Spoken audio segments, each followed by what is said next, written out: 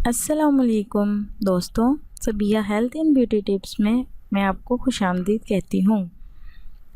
आज जो मैं आपके लिए टोटका लेकर आई हूँ वो है बाल लंबे करने का तरीका। आंवला 3 चम्मच, रीठा 3 चम्मच, सिरका 3 चम्मच।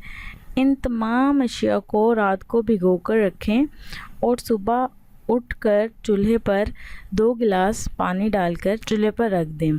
जब आप देखें कि पानी गाढ़ा होना शुरू हो गया है तो चूल्हा बंद कर दें और उस अमेज़े को सर पर अच्छी तरह लगाएं। इस तरह लगाएं कि सारे बाल भीग जाएं और झाग बना शुरू हो जाए।